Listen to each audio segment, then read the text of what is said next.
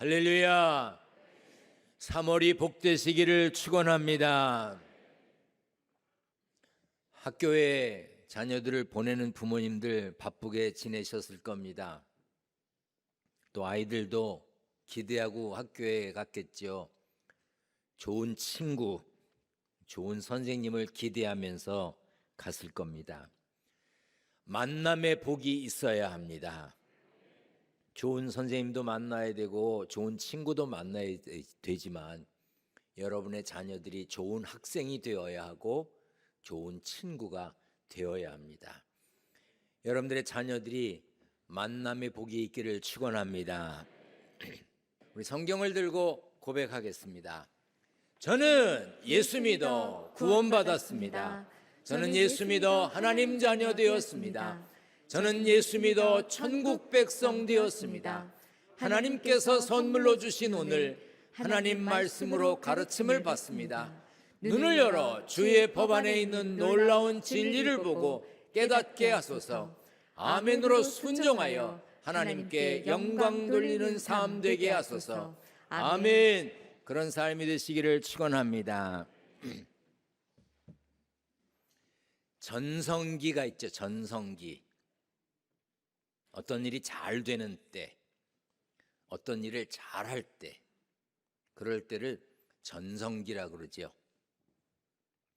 이스라엘 역사에서 최고의 전성기는 아마 솔로몬 왕 시대였을 것입니다. 가장 넓은 영토를 가졌고 가장 부유했고 가장 강력한 국력을 가지고 있었습니다.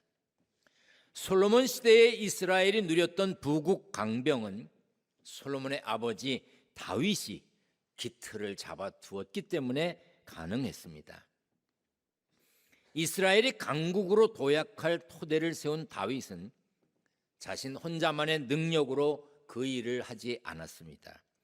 하나님을 의지하며 기도하면서 다스렸고 실력 있는 인물들을 등용해서 함께 나라를 세워갔습니다. 왕이 아무리 똑똑해도 신하가 똑똑지 못하면 신하가 왕이 정치를 잘하도록 돕지 않으면 그 나라가 평안해질 수가 없지요. 대통령이 아무리 대단해도 그 아래 대통령을 돕는 사람들이 잘해야 그 나라가 평안해집니다. 그래서 우리나라가 평안하기 위해서 대통령이나 그 밖에 일하는 분들 그냥 비난만 하지 말고 기도하라고 하는 거예요. 여러분들 위정자들을 위해서 기도하시길 바랍니다. 내가 뽑은 사람도 아니고 마음에도 안 들어도 그래도 나라의 평안을 위해서 기도해야 되지 않겠습니까? 여러분들이 평안하기 위해서도 기도하지만 후손들이 평안하게 살아야 될 거 아니겠어요? 그러면 기도해야죠. 다윗 왕의 부하 중에는 특별히 장수들, 군인들이 대단했습니다. 그 중에 오늘 본문에 실력 있는 부하들을 소개하고 있는데 8절에 제일 먼저 등장하는 인물부터 범상치가 않습니다. 요셉 바세벳 혹은 아디노라고 불렸던 인물은 지휘관들 중에 장군 중에 두목이었어. 두목, 우두머리. 근데 어떤 두목이었느냐? 이 사람은 단번에 한꺼번에 800명을 쳐 죽일 만큼 대단한 군인이었습니다. 쉽게 번역된 성경을 보면 그가 창 하나만 가지고 하루 만에 800명을 죽였다고 그랬어요. 그리고 엘르아살이라는 용사도 소개되었습니다. 시작. 다음은 아호와 사람 도대의 아들 엘르아살이니 그가 나가서 손이 피곤하여 그의 손이 칼에 붙기까지 블레셋 사람을 치니라. 엘르아살도 블레셋 사람들과 싸웠습니다. 그런데 단번에 800명을 쳐 죽일 만한 능력은 없었던 것 같아요. 요셉 바세벳과는 달랐습니다. 엘르아살은 오랜 시간 싸워야 했던 것 같습니다. 그러나 엘르아살은 포기하지 않았습니다. 성경은 그가 손이 피곤하여 그의 손이 칼에 붙기까지, 다른 번역본에 보면 지쳐서 칼을 더 휘두를 수 없을 때까지, 칼을 들 수 없을 만큼 힘들 때까지 칼을 놓지 않고 싸웠다고 그랬습니다. 요셉 바세벳과 엘르아살은 둘 다 다윗에게 충성했습니다. 나라를 위해서 싸웠어요. 단번에 많은 적을 물리치기도 했지만 오랫동안 싸우기도 했습니다. 두 사람의 능력은 달랐습니다. 상황에 따라 충성의 모습은 달랐지만 중요한 것은 그 두 사람이 끝까지 맡은 바 임무를 다했다는 것입니다.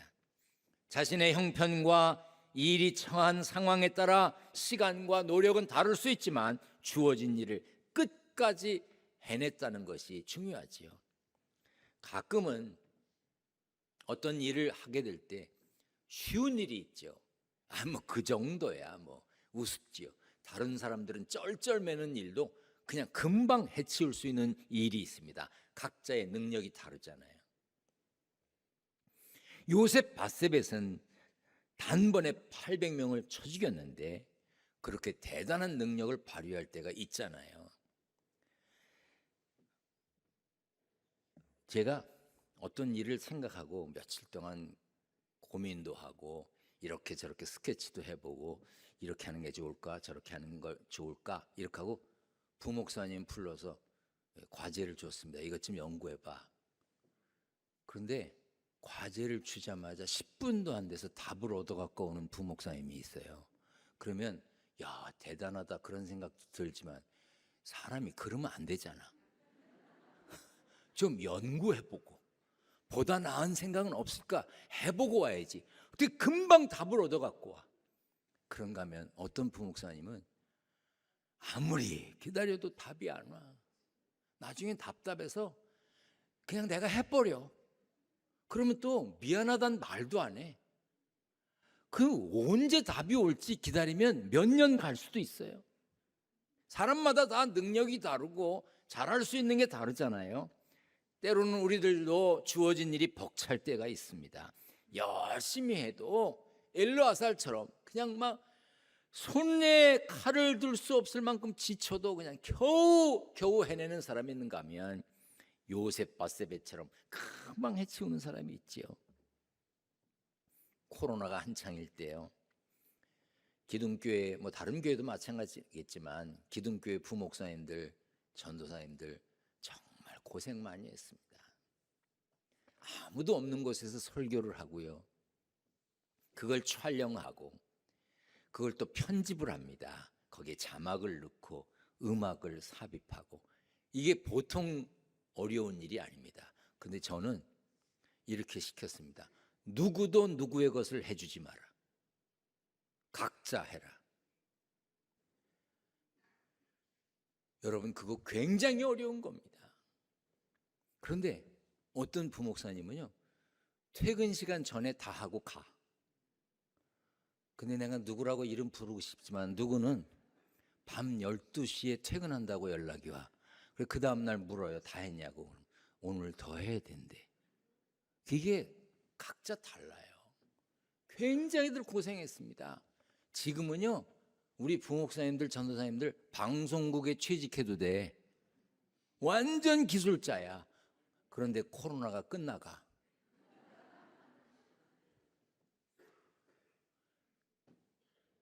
가정에서 여러분들이 해야 되는 일이 무엇입니까? 직장에서 맡겨진 일이 무엇이지요? 교회에서 섬기는 일이 무엇입니까? 주어진 일이 해야 되는 일이 내가 하기에 쉬울 수도 있습니다. 그러나 많은 경우 그렇지 않은 경우가 많습니다. 힘이 들지요. 어렵지요. 그래서 뭐라고 생각하지요? 이게 도대체 언제까지 이 일을 해야 돼? 하고 고민합니다. 그래도 해야 합니다. 손이 피곤해도 해야 합니다. 손이 칼에 붙더라도 해야 합니다. 엘르아살이 그랬습니다. 우리에게 맡겨진 일을 죽게 하듯 하기 위해서는 끝까지 순종해야 합니다. 할 수 있는 만큼 하는 게 아니에요. 끝까지 해야 합니다. 그러면 누가 도와주셔요? 하나님이 도와주시는 것입니다. 여러분 어떤 경우에도 여러분의 일을 포기하지 마시기를 바랍니다. 본문에 삼마라고 하는 용사도 나옵니다. 성경은 산마의 행적을 이렇게 기록했습니다. 같이 읽습니다. 시작. 블레셋 사람들이 사기가 올라 거기 녹두나무가 가득한 한쪽 밭에 모임에 백성들은 블레셋 사람들 앞에서 도망하되 그의 그 밭 가운데 서서 막아 블레셋 사람들을 친지라. 산마가 블레셋 사람들과 맞서 싸운 장소는 녹두나무가 가득한 밭이었습니다. 우리 성경에는 녹두라고 되어 있어요. 좀 더 쉽게 번역된 성경에 보면 팥밭이라고 해요. 팥. 또 팥을 가득 심은 밭으로 번역했습니다. 블레셋 사람들이 농사 짓는 땅으로 쳐들어오자 대부분은 도망갔어요. 왜냐하면 밭에 있는 것보다 도망가서 살아야 될 거 아니에요. 그런데 산마는 밭 가운데 서서 그 팥밭을 지켰습니다. 아니, 팥밭을 지키려고 목숨을 걸어? 그런데 산마는 그랬습니다. 그래서 녹두밭 이 팥밭을 지켜냈습니다. 우리가 어떤 때 최선을 다해서 얻는 유익이 다른 사람 보기에 특별하지 않을 수 있습니다. 뭐 그런 일을 그렇게 열내면서 해. 뭐 그런 일에 목숨을 걸어. 그런 소리를 듣는 경우도 있지요. 특별히 교회에서 섬기는 일이 그렇습니다. 학생들을 가르치는 교사 힘듭니다. 땀 흘리고 애를 쓰고요. 어떤 때는 학생들을 위해서 자기 주머니를 털어서 일하기도 합니다. 그렇다고 특별히 누가 고맙다고 말도 안 해요. 어린이들도 학생들도 감사한 마음을 갖지 않는 것 같은 답답함이 있습니다. 그런데도 10년, 20년, 30년 교사로 봉사하는 이들이 있습니다. 찬양대로 수고하는 분들 계십니다. 여러분들은 예배 시간 맞춰 오기에 바쁘시지만 찬양대원들은 일찍 와서 연습을 합니다. 그리고 찬양을 합니다. 그러면 주변에서 그런 얘기하지. 아유, 그럼 매주 해야 되냐? 가끔 빠지기도 하지. 근데 가끔 빠지는 이들이 있습니다. 근데 여러분 어떻죠? 빠지는 이들이 있어도 여전히 잘하잖아. 오늘 못했어요? 빠지는 일이 있어도 여전히 잘하잖아요. 무슨 반응이 그래요? 그런데 어떤 이들이 빠지느냐? 있으나 마나한 이들이 빠지니까 그이가 없어도 찬양이 되고 그이가 있어도 되는 거예요. 여러분, 어떤 사람은 못 빠지느냐? 내가 빠지면 오늘 소프라노 그 높이 올라가는데 못 올라갈 텐데, 내가 빠지면 엘토 그 음잡기가 어려운데 못 빠져. 그런 이들은 못 빠져요. 안내로 봉사하는 분들이 있습니다. 안내 어렵습니다. 앞으로 가서 앉으세요. 말 듣든가요? 안으로 좀 들어가 주세요. 이상하게 꼭 끝에 앉는 분들 있잖아. 끝에. 그리고 안으로 들어가라 그러면 안 들어가고 안내위원 째려보지요. 어떤 때는 안내위원이 말합니다. 저를 따라오세요. 제가 다 봤거든요. 그러면 안내위원이 오래는 데까지 가서 여기 앉으세요. 그러는데 앉으면 얼마나 좋아. 안내위원은 앞으로 가는데 자기가 중간에 앉아버려. 그 안내위원이 가서 보면 따라오던 이가 없어. 참 안내위원도 어려워요. 제일 어려운 이들이 아마 주차 안내하는 분들일 겁니다. 말 안 듣잖아요. 여기 대라 그러면 저리 가고, 어떤 이는 운전이 능숙하고, 어떤 이는 미숙하고, 어떤 이는 바짝 붙이고, 어떤 이는 멀리 떼고. 그러니까 한성지라는 주차 안내위원들이 또 소리 지르고, 그러니까 또 마음에 상처받고. 사람들이 알아주지 않습니다. 얻는 것도 없지요. 고작 녹두밭 지키는 것 같은 일일지도 몰라요. 사람들이 그렇게 말할 수도 있어요. 아니, 녹두밭 지키려고 목숨을 걸어? 뭘 그런 일을 해? 추울 때는 추워서 고생, 더울 때는 더워서 고생하는 이들이 안내위원들이나 주차 안내하는 분들입니다. 그러나 무엇을 하든지 죽게 하듯 하면 그 일은 하나님의 일입니다. 하나님께서 기뻐하시는 일이고 그들의 수고를 헛되지 않게 하나님이 책임져 주실 줄 믿습니다. 다윗은요, 일찍이 어릴 때 이스라엘의 왕이 되도록 사무엘로부터 기름 부음을 받았습니다. 그런데 다윗이 했던 첫 번째 일이 뭐죠? 병간호하는 거예요. 병수발 드는 거. 왕의 곁에서 수금을 타는 거예요. 기타 같은 거 치면서. 그리고 왕의 무기를 드는 거예요. 왕이 될 다윗이 왕의 종으로 먼저 일했습니다. 그런 일은 다윗이 아니라 다른 신하가 해도 충분히 할 수 있는 일인데 왕 될 다윗이 그 일을 했습니다. 성경은 이렇게 기록했습니다. 하나님께서 부리시는 악령이 사울에게 이를 때에 다윗이 수금을 들고 와서 손으로 탄즉 사울이 상쾌하여 낫고 악령이 그에게서 떠나더라. 병수바라는 왕이 될 사람에 걸맞게 이제 어울리는 일이 아니죠. 그 병수바라는 일을 왕 될 사람이 했어요. 그러나 다윗이 그런 일을 하니까 악령이 쫓겨가고 하나님의 능력을 드러냈습니다. 여러분, 내가 하는 일을 통해서 하나님의 능력이 나타나면 최고 아니에요? 많은 사람들이 열매를 보고 신앙생활을 평가합니다. 응답받은 게 많으면 믿음이 좋다고 생각합니다. 삶에서 달라지는 게 없으면 열매가 없다고 평가하기도 합니다. 그러나 바울은 골로새 교회 성도들에게 이렇게 권면했습니다. 그러므로 너희가 그리스도 예수를 주로 받았으니 그 안에서 행하되 그 안에 뿌리를 박으며 세움을 받아 교훈을 받은 대로 믿음에 굳게 서서 감사함을 넘치게 하라 그랬어요. 뿌리를 박으며 믿음에 굳게 서라 그랬어요. 믿음은요, 하나님의 말씀에 뿌리를 내려야 돼요. 여러분들이 적을 두고 신앙생활 합니까? 그럼 교회에도 뿌리를 깊이 내려야 합니다. 뿌리가 깊어야 바람에 흔들리지 않습니다. 아무리 요동쳐도 뿌리가 깊은 나무는 흔들리는 것 같지만 결국 바람이 잔잔해지고 나보면 그대로 서 있습니다. 때로 사람이 흔들릴 수도 있죠. 그랬대, 그랬어. 그런데 여전히 그 자리에 있어요. 뿌리가 박히지 않으면요, 신앙생활도 하는 것 같다가 어느 날 보면 교회도 안 나오고 예배도 안 드려요. 왜? 말씀에 뿌리가 내려 있지 않기 때문에 그래요.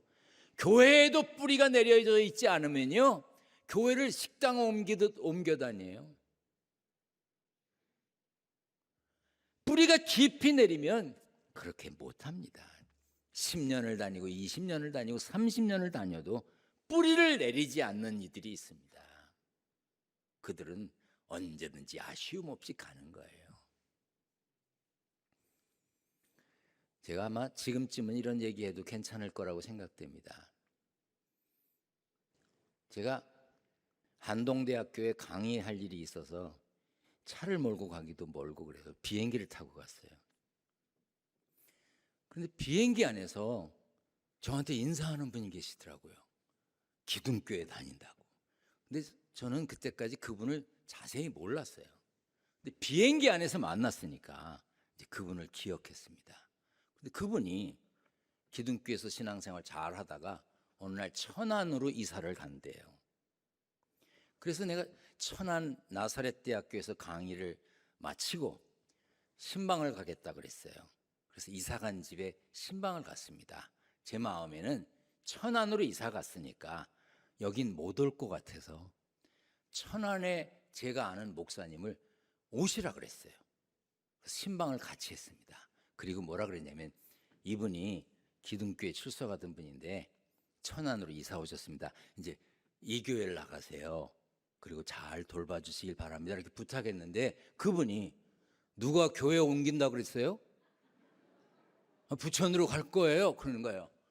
그러니 나는 그 오시라 그런 목사님께 얼마나 죄송해요. 그래서 배웅을 하면서 목사님 죄송합니다. 제가 본인 확인도 안 하고 목사님을 오시라 그랬습니다. 그랬더니 그 목사님 뭐라 그러는지 아세요? 며칠이나 가겠어요. 조금 가다가 이제 오시겠죠. 그런데 몇 년을 교회로 오더라고요. 오기로 왔는지 난 잘 모르겠어. 그런데 그분 직장이 그래요. 대구로 이사를 가셨어요. 그 대구로 이사 갔을 때는 제가 신방을 안 가고 대구의 교회 이름하고 목사님 이름하고 주소 전화번호를 적어줬어요. 그리고 여기 가라고. 그랬더니 누가 교회 옮긴다 그랬어요. 그리고 대구에서 오시는 거야. 그래서 이제 오시나 보다 그랬어요. 그랬더니 전라도 광주로 발령이 났어요. 그래서 설마 거기까지 가서도 오실래나. 그래도 오시면 오시고 이 교회로 가면 좋겠다고 교회 이름만 소개해 줬어요. 그런데 오시더라고. 근데 몇 번 오시더니 어우 이건 아닌데 자기 입으로 그래요. 그러더니 가끔 오시더라고. 그러더니 도로 부천으로 이사 왔어요. 그분은 제 생각에 여기가 뿌리 박힌 데야. 그래서 장로 추천을 했습니다. 장로님이 계셨어요. 봉사 잘 하시다가 은퇴하셨습니다. 그분이 박영배 장로님이에요. 여러분 계단 올라올 때 2층에서 할렐루야 하고 떠드는 그이에요. 저는 그렇게 생각됩니다. 그분이 여기 뿌리가 깊이 박힌 분이기 때문에 그런 마음 아니겠습니까? 여러분들의 믿음이 하나님의 말씀에 깊이 뿌리를 내리고 신앙생활할 거면 교회에도 깊이 뿌리를 내서 어떤 경우에도 흔들리지 않는 믿음의 사람으로 승리해야 될 것 아니겠습니까? 그런 믿음의 사람이 되시기를 축원합니다. 열매가 적게 맺힐 수도 있습니다. 그러나 뿌리를 깊이 내린 나무는요, 그 열매가 변함없이 맺히는 겁니다. 이 한 주 여러분이 해야 할 일이 무엇입니까? 새 학년을 맞은 자녀들을 둔 부모들은 어떤 일을 하십니까? 여러분들의 일이 반복되는 일상일 수도 있습니다. 그럼에도 불구하고 최선을 다해야 합니다. 무엇을 하든 죽게 하듯 하는 삶은 크고 중요한 일에만 잘하는 게 아니에요. 사소한 일, 늘 하던 일, 누가 알아주지 않는 일이라도 성실하게 충성스럽게 해야 합니다. 여러분들의 삶도 하루하루 최선을 다해야 돼. 언제까지 최선을 다해야 돼요? 끝까지. 결혼하면 언제까지 서로 귀히 여기며 살아야 돼요? 끝까지. 자녀를 낳았어요. 언제까지 사랑하며 위하며 기도해 줘야 돼요? 해방이라고 손 털 수 없는 게 부모예요. 끝까지 위해서 기도하는 거예요. 여러분들의 신앙생활도 하나님 나라에 갈 때까지, 주님 다시 오실 때까지 끝까지 잘하시기를 바랍니다. 뿌리를 깊이 박는 일에 힘을 써야 하나님의 마음에 합한 삶을 살 수 있고 세상에서 교회에서도 신실한 믿음의 사람으로 착하고 충성된 종의 반열에 설 수 있을 것입니다. 그 일에 우리 모두, 여러분도 저도 승리하는 삶의 주인공이 되시기를 축원합니다. 축원합니다.